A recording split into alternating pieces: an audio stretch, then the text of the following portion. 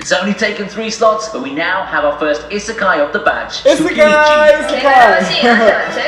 I love isekai. I so love isekai. Hello guys, welcome back to my channel. In today's video, we're checking out the top 10 anticipated anime from viniitube, like for summer. So we're checking them out and let's see what they have in store for us. I was actually looking for this myself, then I stumbled upon this video. I wouldn't want to watch it alone, so as usual, I'll bring it to you guys, so watch it together. We'll see which ones we can get hyped about, which ones we didn't much care less about, and let's just enjoy this video.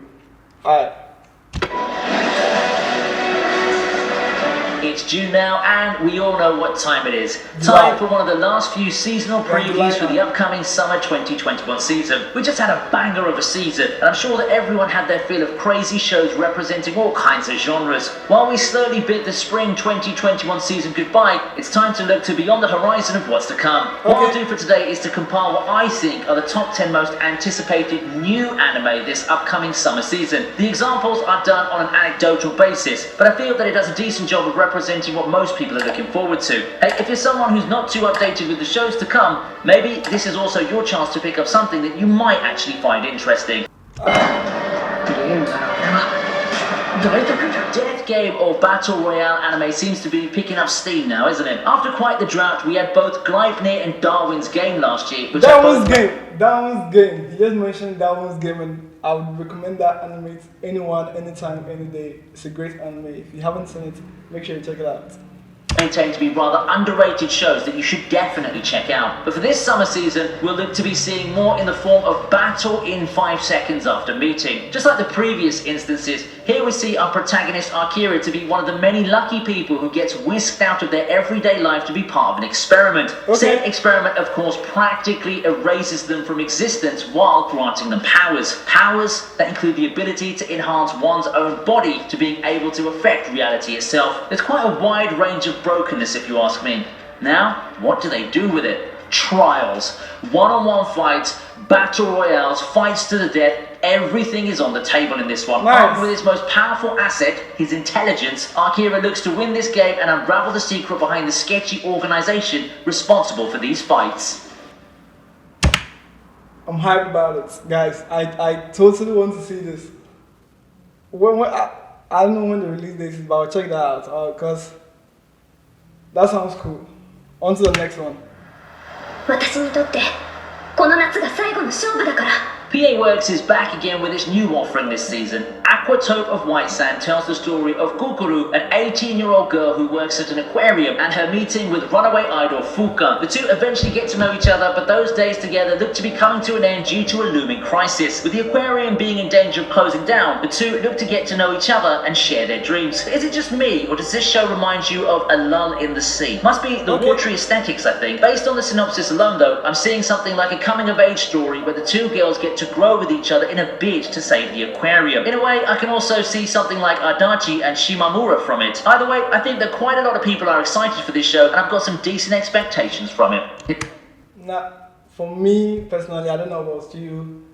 If you're excited about it, tell me in the comment section, but for me, it's kind of in the mid-range. I'm not super excited about it. It's only taken 3 slots, but we now have our first isekai of the batch. Isekai! I love isekai. I so love isekai.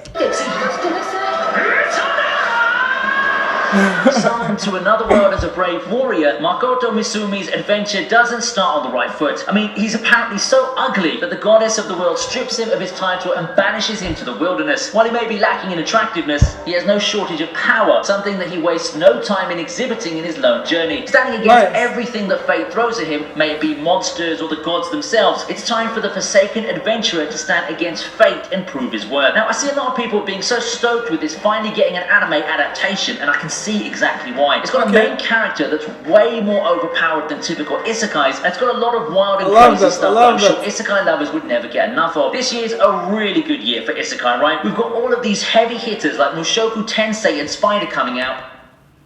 Mushoku Tensei, I've seen some parts. How many episodes did I watch? Mushoku, did he say it's upcoming or?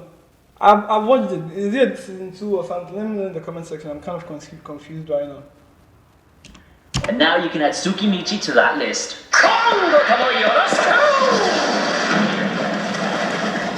In the number 7 slot is Remake Our Life. それは売り物になる。私はそれを心から楽しみにしている。 Every once in a while we get a show like this that hits a bit too close to home. Hey, it does the job of being relatable, so it passes. Anyway, Remake Our Life tells the story of Kyoya, a game developer who's in his late 20s. Having lost his job and starting to regret his decisions, life throws him a bone as he wakes up and discovers that he's traveled 10 years back in time to when he entered college. So how will this second chance fare? If you enjoyed something like New Game, maybe this show can tickle your fancy due to its similar themes. Personally, what I can take away from this is that it reminds me of Real Life, but it's far more comedic in nature. What I'm liking more from this show based on current... It's far more comedic.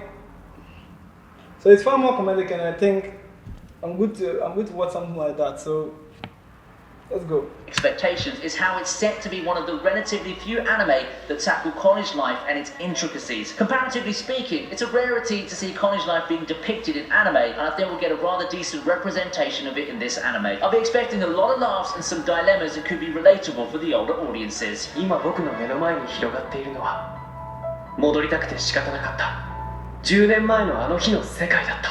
Number 6 on the list is Spirit Chronicles. なんなんだこの記憶は。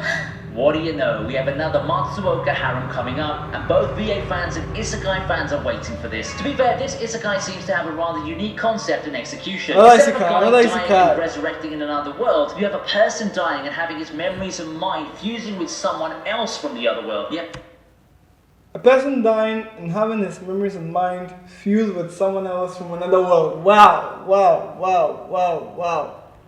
It is a bit of a mouthful, but think of it along the lines of just his consciousness that gets isekai. So with that in mind, our protagonist's new host, a guy named Rio, awakens to brand new powers. Maybe this is the power that Rio would need to help him take the next step away from the slums, enrolling in the Royal Academy after saving a princess. However, being an orphan in a school of rich nobles isn't quite the most pleasant experience, as Rio would soon learn. Personally, me being a fan of this specific genre and the light harem action shows, I'm definitely looking forward to this one. It seems to be something up my alley, and if you're up for another one of these shows, put this title into your watch list. The Isekai train just does not stop. And we run our way into the number 5 title on the list, How a Realist Hero Rebuilt the Kingdom. How a realist hero rebuilt the kingdom.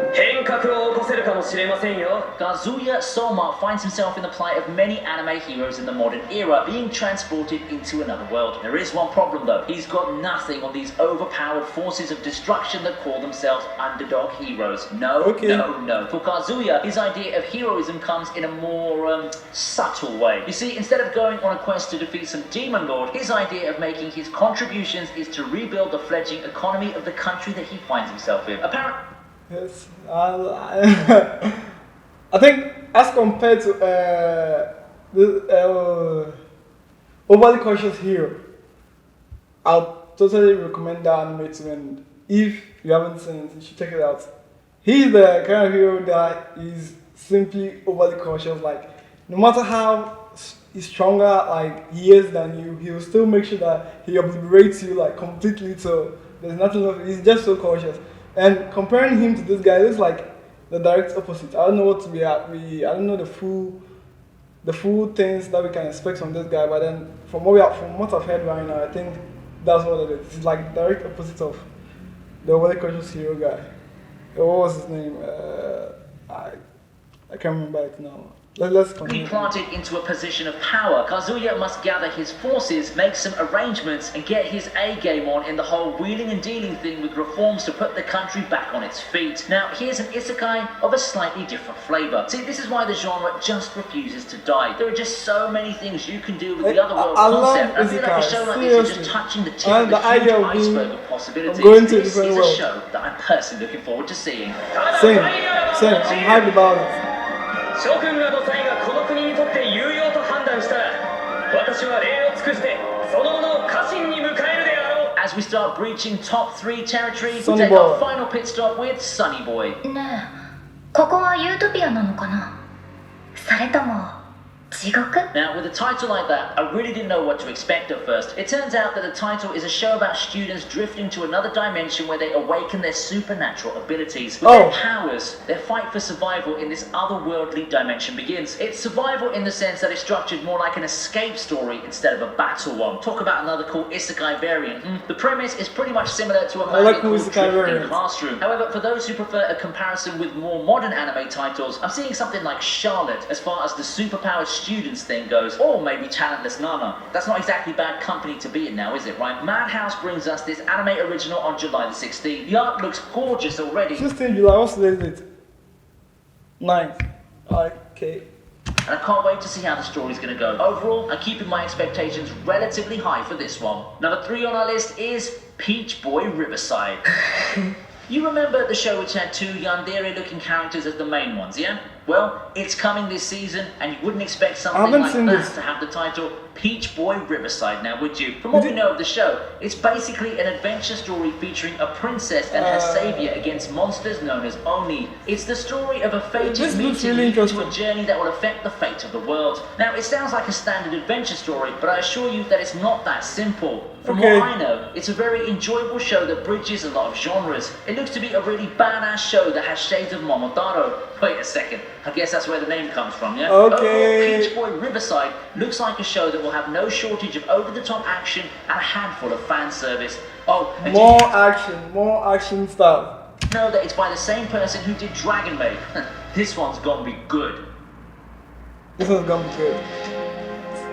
Our second most awaited show this summer is The Detective Is Already Dead. With a title that impactful, you have to wonder what the show's about. Turns out it's the story of Gimizuka, who's the assistant to one of the greatest detectives ever, Siesta. Or, well, used to be rather. Siesta's been dead for a while now, and Gimizuka has resigned himself to trying to live life as an ordinary high schooler. That low-profile life will come crashing down when he stumbles upon a girl who bears an uncanny resemblance to Siesta. Only fate knows what it has in store for the duo as they have their reunion. From what I can see, this anime looks to be a good combination of mystery and action elements. The novels have also got stellar reviews, mostly praising the character work and the fun interactions, not to mention how genre-savvy the overall work is. Now, I've got my fingers crossed to see whether all of that great stuff will translate well into the anime format. Okay. The case study of Vanitas seems to have it all. Amazing art, a let's captivating go. soundtrack by Yuki Kajura, and a very interesting story about vampires, all Vampires! the backdrop of Europe in the industrialization era. This is where our story starts with young Noe going on a journey to find the book of... Talking of vampires, if you haven't seen Hellsing, I would totally recommend it. Vanitas, a grimoire that will supposedly allow the legendary vampire Vanitas to one day take revenge on his demonic brethren. Turns out the story could be a bit mistold. After all, the Vanitas who Noe meets ends up being a completely normal human doctor. He does have a specialization in vampires, but the grimoire we knew about is being used to heal patients. Perhaps there are more layers behind this kind demeanor that we've yet to know about, and it's up to Noe to uncover those. Who doesn't love a good mystery? Especially one with a healthy blend of supernatural action. From a production perspective, few anime this summer can probably match Vanitas as it is now. This is probably also my pick for the big hit of the season, and I see this as something that could appeal to both male and female audiences as early as now. This is exactly why the case study of Vanitas is my... Big shout out to viniitube for he should be the one giving me. Let's thank viniitube for giving us this video, putting this in number 1, because I totally agree with this being number 1. I'm totally happy about it and I want to see it soon. Pick for the number 1 most anticipated title of summer 2021. I don't think it's going to disappoint at all. Exactly, same for me. As I wrap up this list, I want to know which of these titles are you looking forward to the most. I'd love to hear your thoughts in the comment section down below. If you enjoyed the video, please leave a like and share this video with your friends. If you feel that you want to take a step further and support the channel, memberships and my Patreon are available avenues. Both come with perks, and the more supporters the channel gets, the better videos I can keep producing. Don't forget to check out our sponsors game, Moonlight Sculptor. Links in the description. That's it for this video. Hope you stay awesome. Okay guys, so let me know which one you are most anticipating. Which one are you so hyped about? Let's see, let's get interactive in the comment section. Like this video if you enjoyed it, and I'll see you in the next video. Goodbye. And if you're new here, subscribe.